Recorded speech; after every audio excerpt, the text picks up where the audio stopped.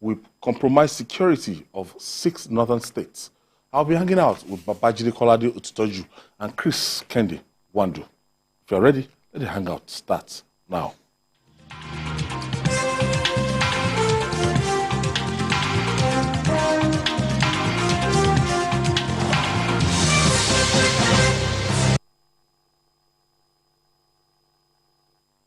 Thank you for staying with us. Let's begin on a sad note by paying tribute to one of Nigeria's most popular and charismatic preachers, Pastor Taiwo Odukoya. The founder and the senior pastor of the Fountain of Life Church died at the age of 67, according to a message posted to the social media accounts of the church on Tuesday. The Lagos-based preacher passed away in the United States on Monday, 7th of August.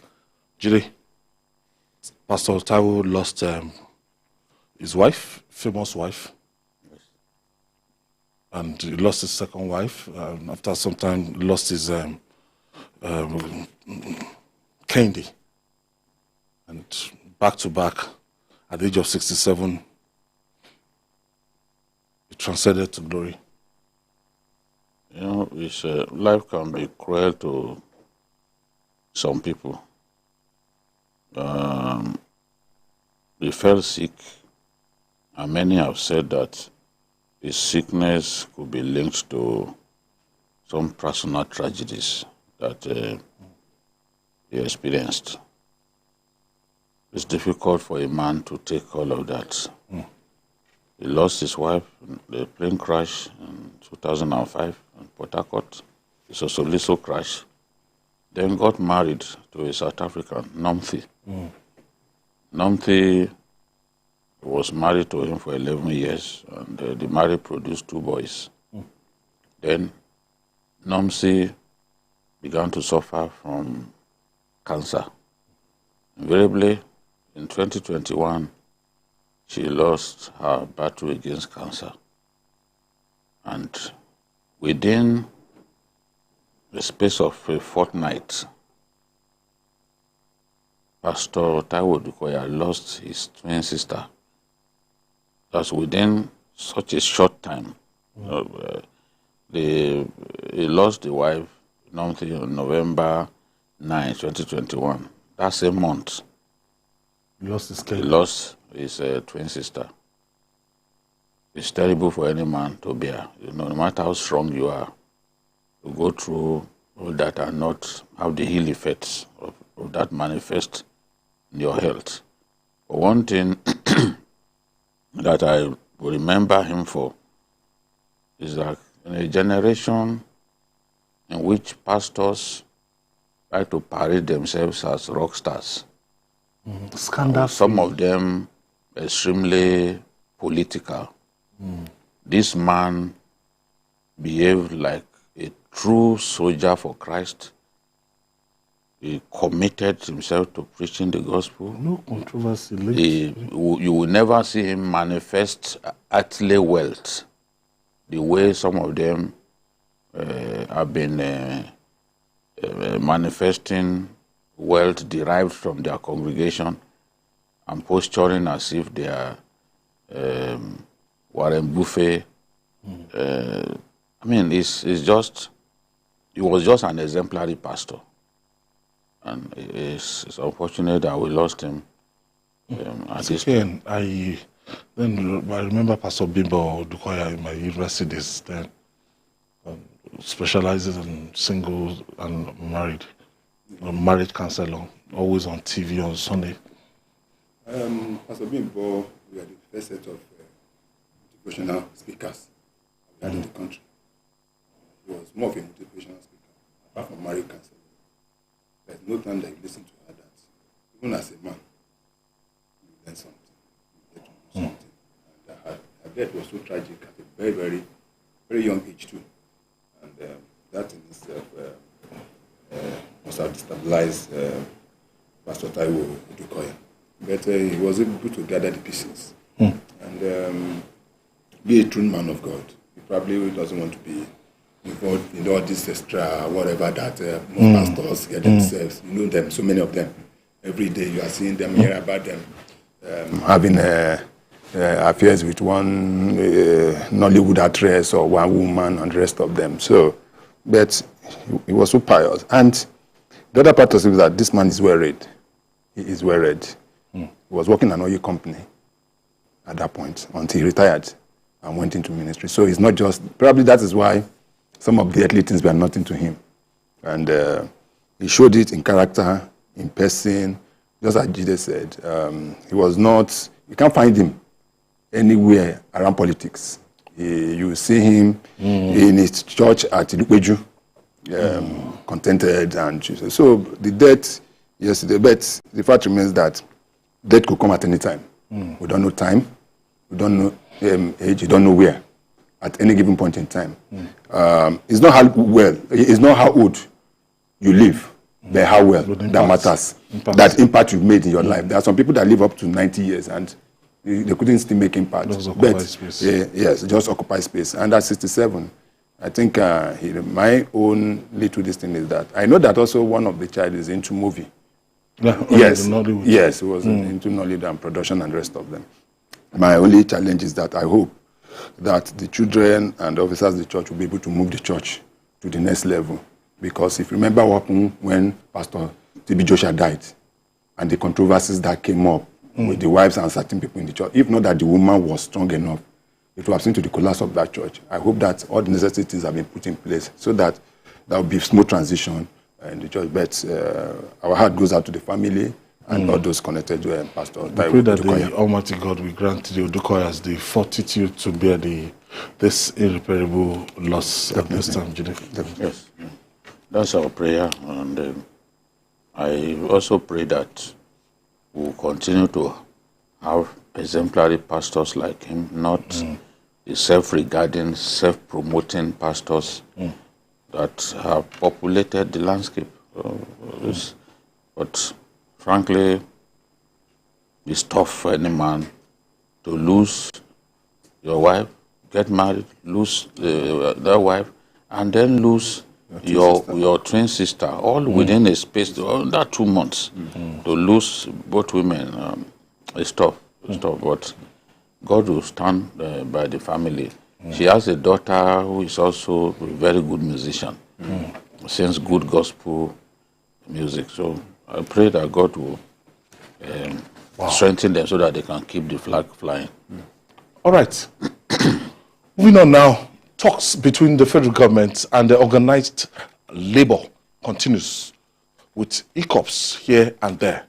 The Nigerian Labour Congress, NLC, has rejected the Femi Gbajabiamila's leadership of the negotiation committee. The NLC president, Joe Ajiru, expressed reservations about the capacity of the chief of staff to the president to lead a meaningful deliberation on the panel set up to discuss plans to mitigate the effects of fuel subsidy removal on Nigerians. The NLC president lamented that the wage award committee set up by the President Bola Tinubu is yet to meet 2 months after it was constituted. Jide, is this in any way doubting the capability of Femi Gbajabiamila? I remember that the Nigeria, as ASU impasse that was resolved by this same Femi Gbajabiamila as the Speaker of the House of Representatives.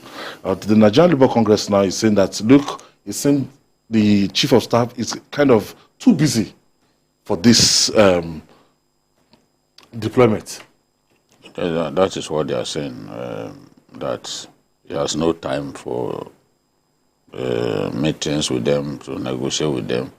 If you, in the last few weeks, Gbajabiamila had certainly been very busy with the matter of ministers. You know, they were in a race against time, and he played a big part. Anyone who is conversant with developments in the State House will know that Gbajabiamila played a very big part in helping the president to put that list together. I'm not saying that he's the one who drew up the list, but it certainly was with the president, you know, putting that list together. And was also interfacing with the National Assembly.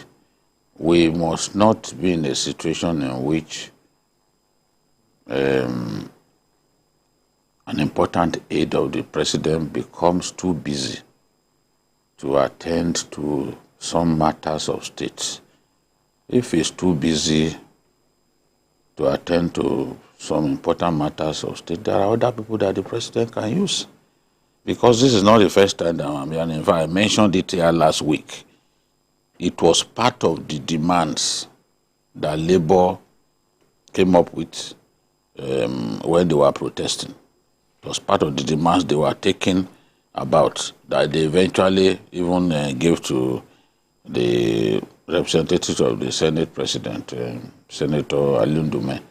They demanded that Gbajabiamila should be removed, that he doesn't have time for their meetings. They demanded also that ASU, those months of unpaid wages to ASU, that they should go ahead and pay them. Yes, those 8 months wages to ASU should be paid. They talked about the refineries, although invariably the president has switched their fears about the refineries. So, and of course, they made the demand that we should return to the pre-subsidy removal era, which is a pipe dream. Nobody will return to the pre-subsidy removal era, except that person wants Nigeria to suffer a fiscal debt. We were hanging on a fiscal cliff before that decision was made. You know, and when you are at the edge of the cliff, you know that even breeze can blow you, and then you find yourself going down. So it's I just hope that issue, because there are some things that they said that are verifiable. If indeed meetings are difficult to convene, and they've not been having meetings, how will they solve the problem? When are they going to be able to even argue and then come up with negotiation is subject to you have to meet regularly. Yes, even till late nights. Thank God the matter of the ministerial nomination has been put to bed now. Yeah. So he should be able to find the time. He just needs to check, because I don't want to believe that everything they said about him is untrue. I may not like some of the sometimes childish verbal assaults from Ajero, because when you are negotiating with people and you want them to feel comfortable sitting with you, you can't be abusing them, calling them unconscionable people, even you are even telling the people that you are sure that they are not ready to agree to anything. No, that's too, it's too early to say that. So, but that is not to say that everything that they say, there's no value to it. If they are saying that the man is too busy, then now the matter of ministers is gone. He should be able to find the time to call them. So again, this should not be a big deal at all. Mr. President, now the ministers should be in place, and just the swearing in, after swearing them in, we have capable hands that can meet. So frontally, there will be there's going to be a minister for labor and productivity. Yes, the Femi Gbajabiamila that we knew as the Speaker of the House of Representatives is different from the Chief of Staff to the President. The job is enormous now. This is a man that, for you to see the President, you must go through him. And there's nothing that the Chief, in fact, in some clients, people believe that the Chief of Staff is even the Vice President to some extent, if you know the kind of job they do. Yes. Yes. So in America, very powerful, very exhausted position. So he is busy, and I believe that when the president appointed him then was because of the exigencies. There was no cabinet in place. Everything there practically no. But what the president had then was special advisors. So there was nobody within the ranks that could have interfaced with labor during that period. And the president also said it in his speech, his live broadcast to Nigerians, that to a large extent, they dropped the ball to a large extent. But as Jide rightly said, personally, I thought that by today is Wednesday, the Federal Executive Council normally holds on Wednesday. I thought by today, the president would have apportioned a portfolio to all the ministers, the 45 that have been cleared by today, being Federal Executive Council. I don't know whether that meeting held today. So that they can hit the ground running. There are so many things that needs to be done. And the only people that can be able to help the president to achieve this aim are the ministers. The ministers, the PAMSEC, the directors, and those are the first line of charge when it comes to issues like this. So, but for Labour, you can't blame Labour because if you set up a committee and for 2 months, this particular able to, this one, I don't blame Labour at all because lamented that the wage award committee. They said there have been instances where set up by the president. Yes, yet to meet. Yes, he said there are instances that they were invited to the villa and they went there and they don't see anybody. It's just junior staff, 1 or 2 junior staff that cannot even take decision on behalf of this thing. So I should believe that since the president has been able to relax the palliatives, be able to relax the roadmap to this issue, then I think this issue should be solved once and for all. And so that we don't have it, you have to understand that, for one, Labour threatened to go on strike again in August because of the case they have at NIC, National Industrial Court. But the federal government have withdrawn that. So that is definitely out of place now. So the president has to do the needful. If the chief of staff, which I believe is very busy, then we can look for other people that can be able to negotiate with them. Even the senators. There's some senators. I'm looking at the tripartite committee made of even members of the National Assembly, the senators, House of Representatives, even governors, then the presidency. So that whatever decision is being taken, everybody will be on the same page. But at least I don't think there's anywhere Labour has faltered in this thing. This meeting just have to hold so that we can move ahead. All right. For the 10th National Assembly, the toga of an over-engrossed legislature is getting hard for the members to remove. The Senate President, Godswill Akpabio, has informed senators that the clerk of the National Assembly will be depositing some funds into their individual accounts to facilitate an enjoyable holiday. In a video that emerged online, Akpabio conveyed this message before a motion to adjourn was presented at the conclusion of the ministerial screening. A few of his colleagues alerted Senator Akpabio to the fact that the plenary session was being broadcast live on television. So let's share that moment with you. In order to enable all of us to enjoy our holidays, a token has been sent to our various accounts by the clerk of the National Assembly. I will not, I withdraw that statement. In order to allow you to enjoy your holiday, the Senate President has sent prayers to your mailboxes, to assist you to go on a safe journey and return.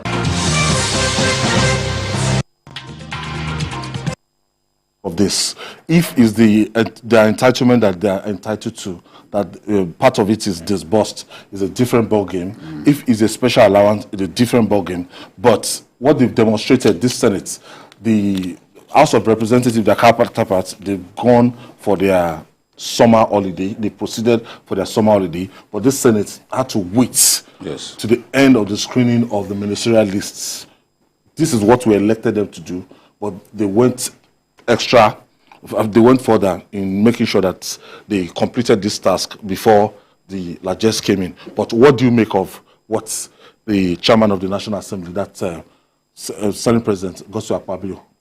You see, we don't know from where the money came from. Maybe the executive felt impressed by their sacrifice, well, whether we like it or not. Yeah, it's extra. They were due for their annual vacation. Immediately they entered. And they had to wait, and they even had to sit on Fridays. They don't sit, the Senate doesn't sit on Fridays. They sat on Fridays, they sat on Saturday, because they treated it as a national priority. You know, not really an emergency, but a national priority. Now, no one will say that they do not deserve their, what is it called? Entitlements. Their leave bonus. Even workers too. Ordinary workers are entitled to leave bonus.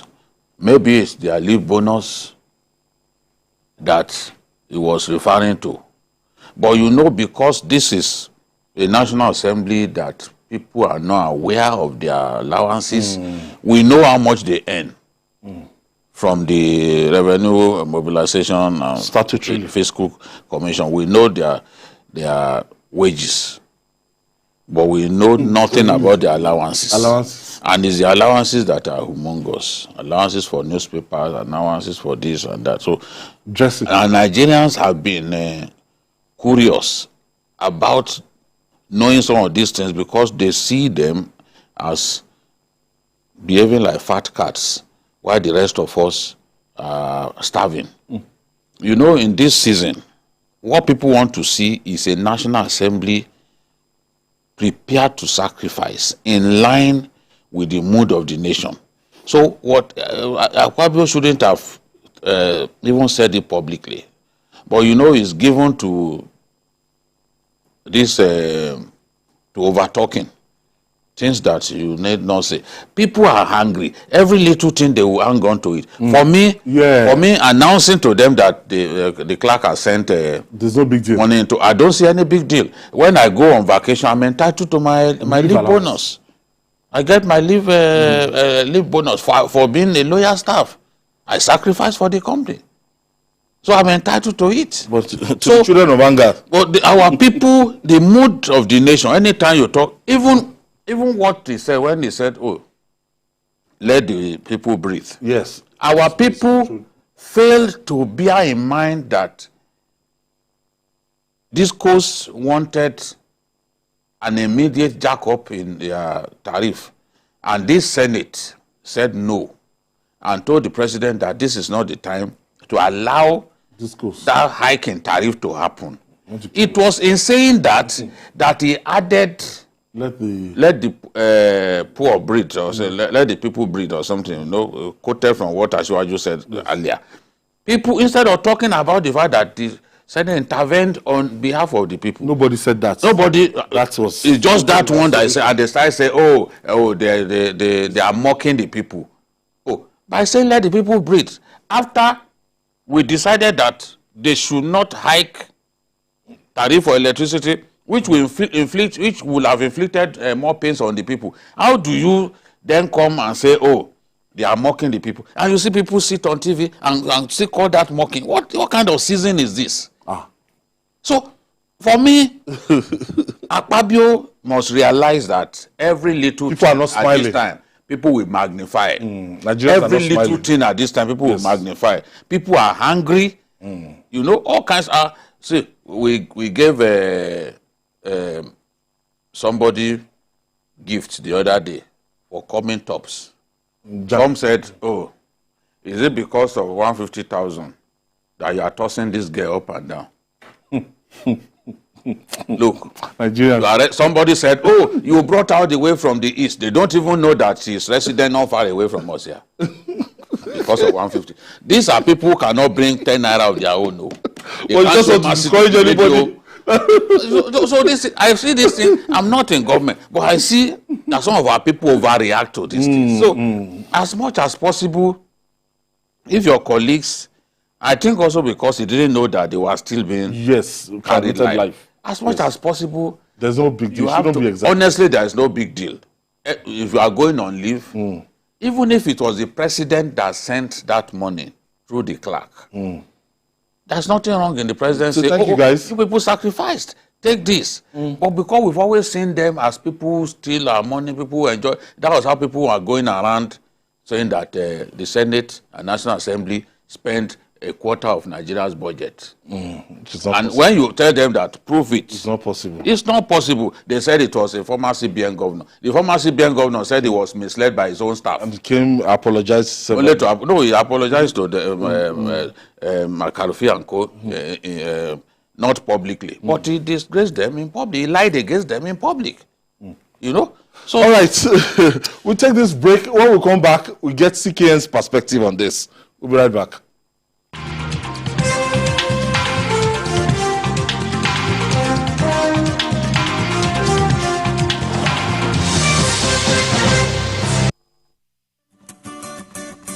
In today's world, our lifestyle, both at work and at play, depends on connectivity. Our connectivity depends on the devices that make it possible, and these devices depend on electric power. When power fails, our life shrinks, our work drops, and our joy dips. JRB Solar Energy Systems are here to ensure that we enjoy uninterruptible power, uninterruptible joy. Whether you're running a business, an institution, or just a home you return daily to rest, JRB has got you covered. No project is too big for our super digital inverters, long-lasting batteries, and efficient solar panels. Go. Dream on. Change your world. JRB solar inverters, batteries, solar panels, solar streetlights, and more. Telephone 0906 752 1111. Email sales@jrbsolar.com. With JRB, the sun's gonna shine on everything you do. Never miss a moment. Instant breaking news from all over the globe. Live streaming of your favorite programs delivered directly to you. Watch anytime from anywhere on your mobile or smart devices. Download the TVC News app today. Available on Google Play and Apple Store. Politics is defined as getting what, where, when, and how. But in the mix, many things come to play to shape the political fortune of any country. Honorable Minister, that's how you misinform the public. From the political actors to the electorate, campaign to voting, from debates to policy decisions, big events happen to engage us in constant conversation. That's what we're looking for. Not some people who are talking about ethnicity. No. Who is on your mind? Don't worry. Join me every day on Politics Tonight, where we dissect issues that shape our political destiny. Politics Tonight, weekdays on TVC News. Our planet, our home, threatened by man's activities with fears of mass extinction on the rise. On Green Angle, we examine the issues that affect our environment, seek solutions to put us on track to secure and restore a cleaner and greener world for generations to come.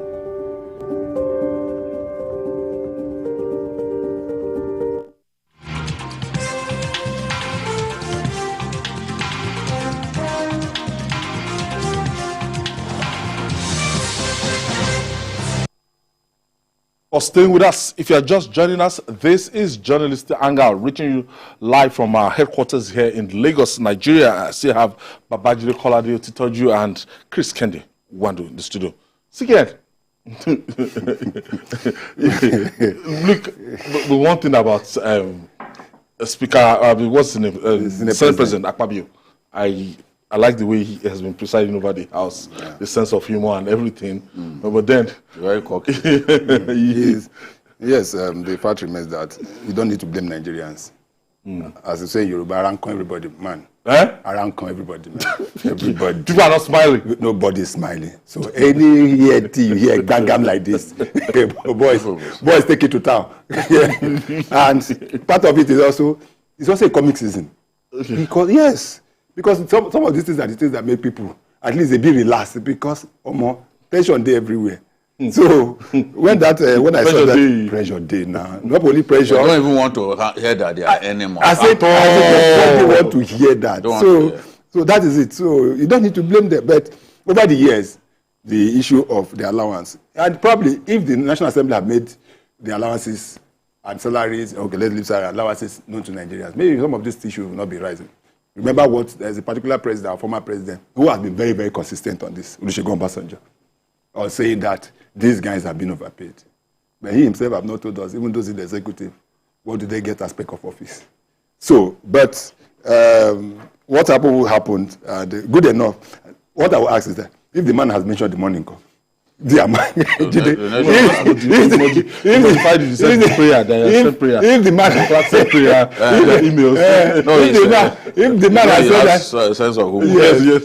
has said, oh, 15 million or 20 million I'm deciding to each of what we are saying that is not what we say. You will see that tomorrow NSC, the labor will just shall they break down the gate, the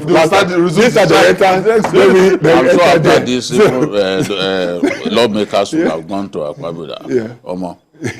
don't expose us. This kind of way. This slip is don't try them again. No do them again. No slap.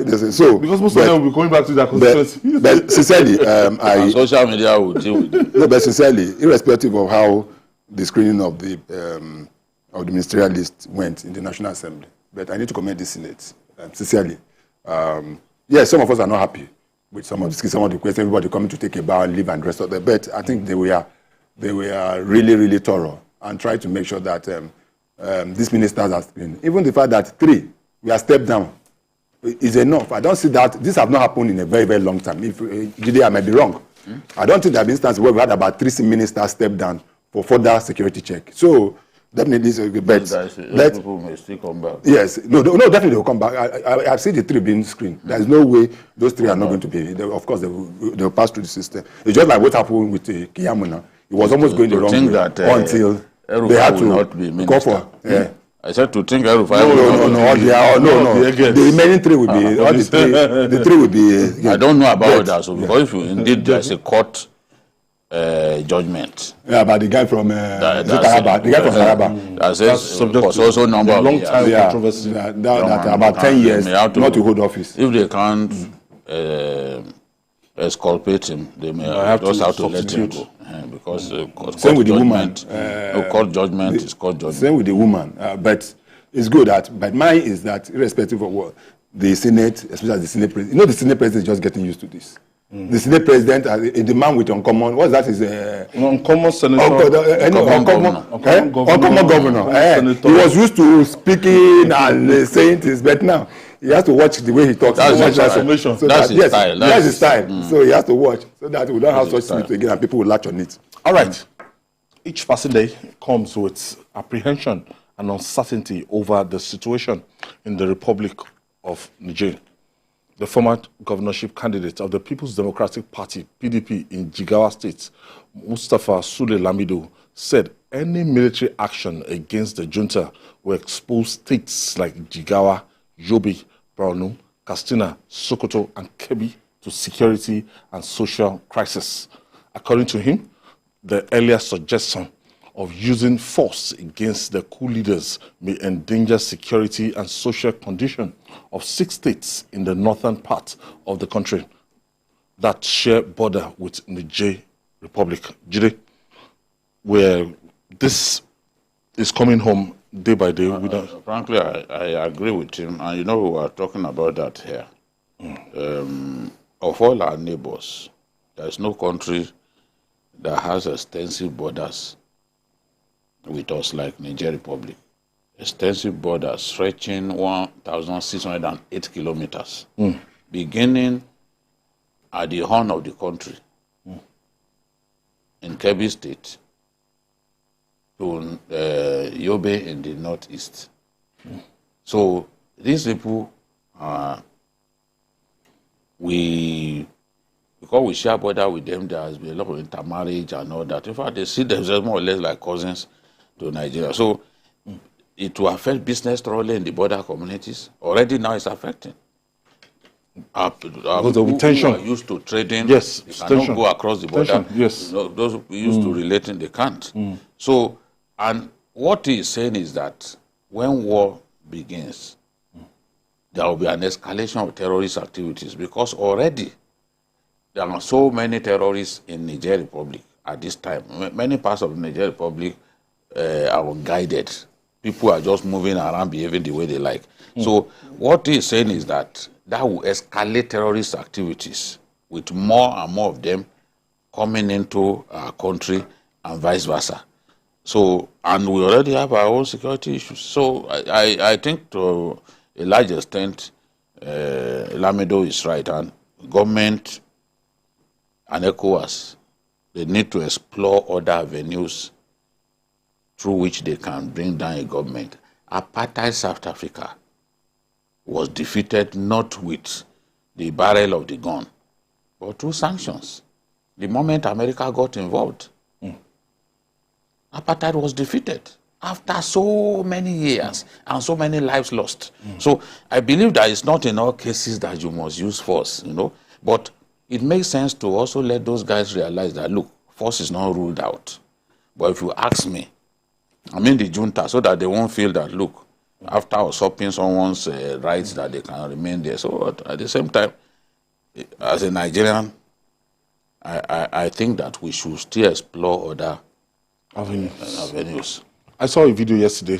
Our brothers from the southeastern part of the country, trading in the Niger Republic, came together, and the rally was held that no, we don't want war, we don't want war, and they were carrying placards and everything. I said, wow.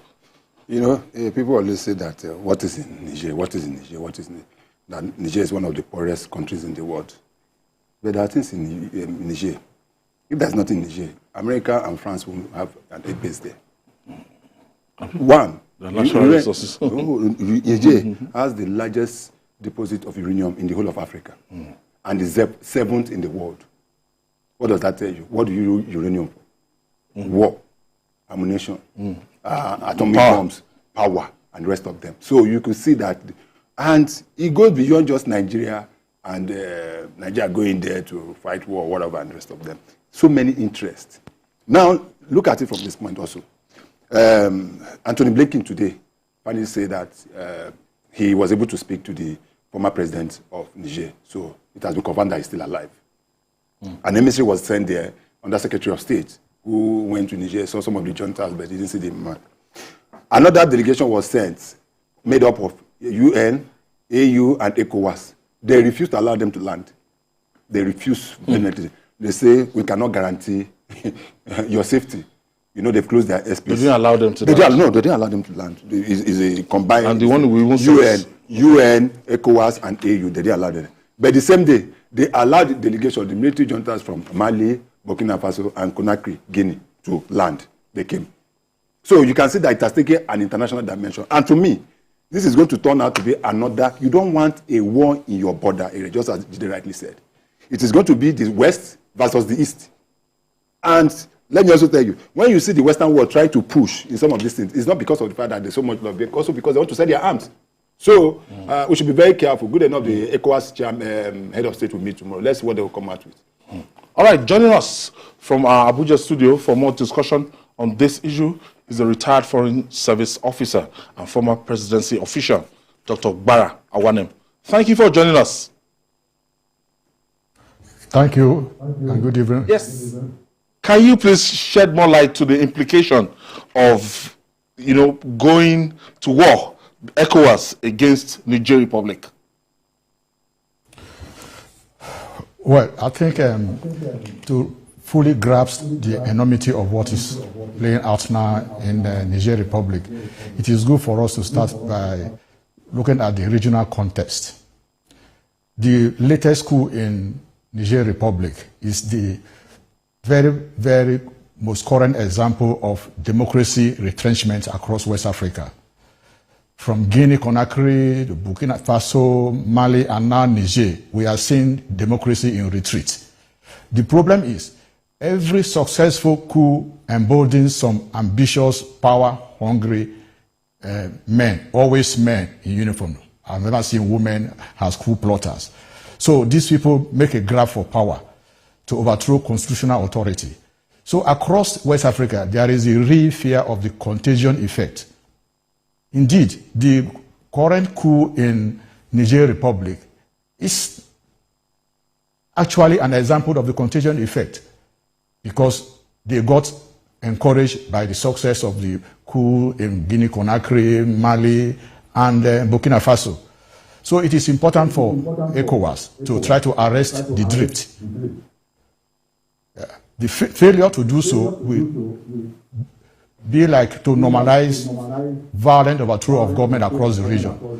So I don't think the question is about war in Niger Republic. The ECOWAS resolution is very clear. The regional organization opted for diplomatic, political, and economic pressure to force the coupists in Niamey to change course.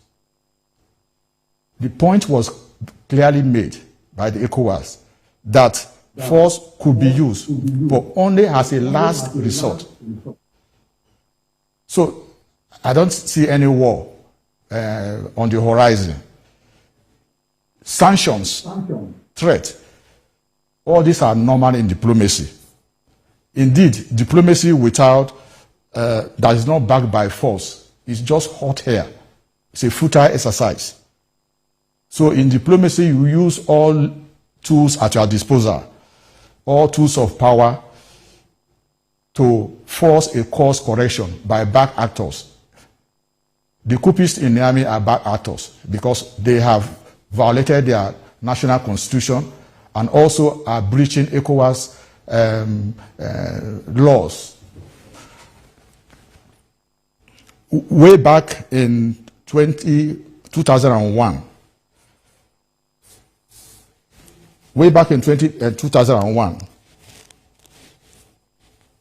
ECOWAS adopted the Protocol on Democracy and Good Governance.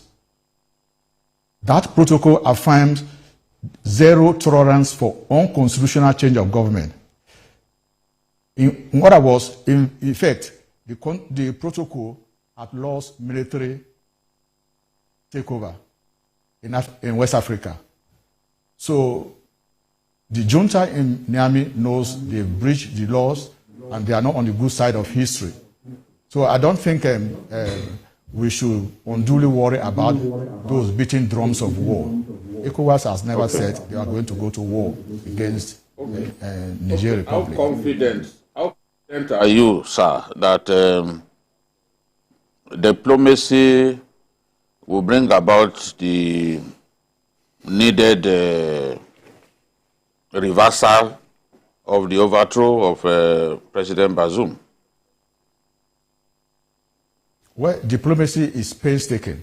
It's not what you do today and then you get result immediately. It's painstaking. It's talking. And let the junta in Niamey know the futility of what they are doing, that they are not helping their country, they are not helping the sub-region. But to be honest, the signals coming from Niamey is not very encouraging. You recall that a delegation of ECOWAS, African Union, and even the UN that came to engage the junta were not allowed to land in Niamey. So it's like they are foreclosing that option. But that would be unfortunate because it is in their best interest to try to help their country grow. We know from experience that military regimes do not deliver security or development. That we know from our experience in West Africa, in this country too. So what Nigeria is doing, Nigeria is simply just trying to be a good treaty member of ECOWAS. The sanctions, the ultimatum, the threat of use of force, all of these are ECOWAS positions. So as a treaty member of ECOWAS, Nigeria is legally obligated to implement all ECOWAS resolutions. Look, let's be very frank. It is only by coincidence that President Tinubu is the current chair of ECOWAS.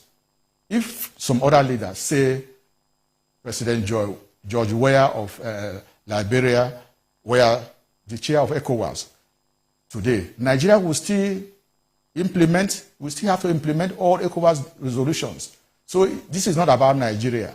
This is about the ECOWAS, about the sub-region. And as a responsible member of the international community, Nigeria is duty-bound to play by the rules. So this is not a Nigerian problem. This is an ECOWAS problem that requires a collective solution to a problem that has ramifications way beyond Niger Republic. Many Nigerians are also dissuading the country from going into war with Niger. Is it the decision of Nigeria or ECOWAS as a body? Well, the Nigerians who are trying to dissuade the government of Nigeria from going to war in Niger, they are right. War does not solve any problems. At the end of the day, all wars end on the negotiating table. So they are right to try to dissuade the government. But I made a point. This is not a Nigerian problem. This is an ECOWAS collective decision and Nigeria is a responsible member of ECOWAS. Forget about the fact that our president is the chair of ECOWAS. That is immaterial. This is a collective decision of ECOWAS. So if at the end of the day, from what we are seeing, force becomes necessary, Nigeria will be obliged to follow ECOWAS direction. But I hope we don't get to that. Now, some people have said this is Arab Spring being replayed, talking about military rule that we've had in West Africa between 2020 and now. Do you see this trend as having some similarity with the Arab Spring of 2010? I don't agree with that at all. There is a false equivalency. This is not Arab Spring. Arab Spring was a spontaneous, civilian-led mass movement demanding democratic change in the Arab world. Look at this. This is military adventurers overthrowing constitutional authority in West Africa. So I think that's a false equivalency. They are not the same at all. Look, the warmongering, the rhetoric of war that we are hearing from Guinea, Conakry, Mali, Burkina Faso, this is just a demonstration of the fact that ECOWAS is doing the right thing. These people, they are just banding together because they are trying to legitimize their own violent overthrow of government. That in no way represents what happened in the Arab world in 2011 during the Arab Spring. It's a false equivalency, and I don't accept that. Yes, report coming in, we just received some report now with pictures that the former Emir of Kano, Sanusi, has just landed in Niamey, and he has met with the president, the military junta. Yes, military junta. Mm-hmm. They've allowed him. You know, I was saying earlier on that they didn't allow ECOWAS, AU, but report coming in and with pictures has shown that Emir Sanusi has been allowed to mediate. So I don't know in what capacity, either from the president or from ECOWAS or rest. But what the question I want to ask is that if ECOWAS decides to use other options than diplomacy, just as you said, and we have about 3 other countries within ECOWAS refusing to join ECOWAS, wouldn't that be a problem? Of course, that will complicate matters. And but back to Sanusi, I don't know the capacity in which he went to Niamey, maybe in private capacity or semi-official capacity, or even official capacity. But that does not detract from the point that it's all part of the diplomatic solution to the crisis. Diplomacy doesn't have to be carried out strictly by paid diplomats, by government employees. It's all part of the effort to de-escalate the conflict. And remember, the critical question in Niger is the return to civilian democratic rule, to return power to President Mohamed Bazoum. That is the critical question. So any effort that will contribute to that end state, that result, is welcomed. Now, what is the best option for ECOWAS at this time? They will be meeting tomorrow. I think the best option for ECOWAS is to do precisely what they are doing, trying to pressure the government of the junta in Niamey to return to civil democratic rule, to pressure them through various means, diplomatic, political, sanctions, and all that. Look, ECOWAS is a regional body, and we know regional bodies impose sanctions. Even the United Nations impose sanctions, and a legitimate authority within ECOWAS, the authority of the heads of state of government, the highest policy-making body in ECOWAS, resolved that the junta in Niamey should return power to President Mohamed Bazoum. That is a reasonable, all the reasonable expectation is that the junta should comply, because Remember, Niger is a treaty member of ECOWAS, and they sign on to all the ECOWAS treaty and all the protocols prohibiting violent overthrow of government.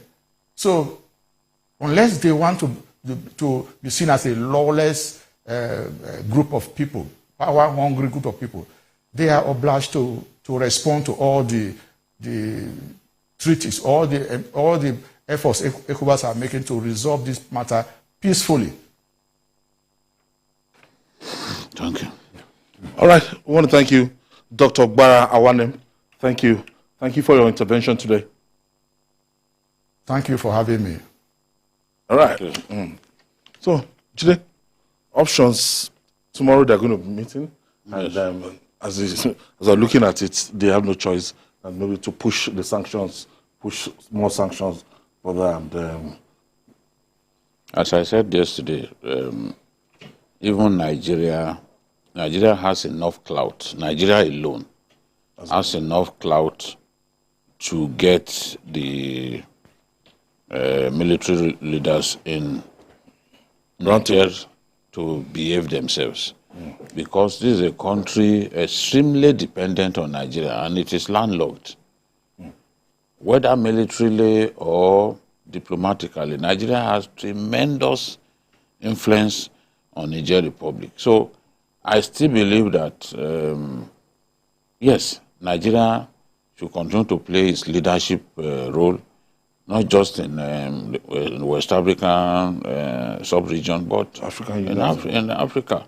And at this stage too, there's nothing wrong in the African Union coming in, to join in the diplomatic efforts to ensure that that coup is reversed. And if they cannot succeed, then they should push the junta hard enough to allow a swift transition to civil rule to happen. Because what we keep seeing is these people, they will not, they will say, okay, we will do transition to civil rule, but they just sit tight. They keep elongating it. They just sit tight. That's what they've been doing. Yes. And they don't necessarily bring about security or progress in those countries that where they have taken over. So again, rounding off now, we've seen former Emir Sanusi, Lamido Sanusi. Exactly. Yes, just as I said, he's in listening. So I don't know what capacity that we'll get to know that. But what I should think that since the ECOWAS head of state are meeting tomorrow, they should try to get a commitment for the junta. So give us a timetable when you want to transit, when you want to move. Even when if they give you, they don't get to it, but they get comfortable. Yeah, but they must get that level of commitment because, as it were, presently, I still believe that the ECOWAS have what it takes to be able to make sure that these guys get committed to some of the issues that they raised, and that is the only way out. But war should be the last option. It should be the last option. Probably short ourselves if we want to give them ultimatum of 7 days. But I think we've learned some lesson with that. And diplomacy should be the watchword, and we should continue to engage the US, UN, not just an ECOWAS thing, UN, and the African Union to intervene on the issue. Chris Kendewandu, thank you for your contribution. Thank you very much. And Babajide Kolade Otitoju, thank you for hosting. Thanks. Yeah. And that's our package today. Join us tomorrow for another episode of the program. You can watch the repeat tonight at 11 p.m. Join us this Sunday for Journalist Hangout on Sunday from 1:30 to 3:30 p.m. We're on YouTube, youtube.com/TVC News Nigeria. I'm Ayodele Uzubakun. See you tomorrow.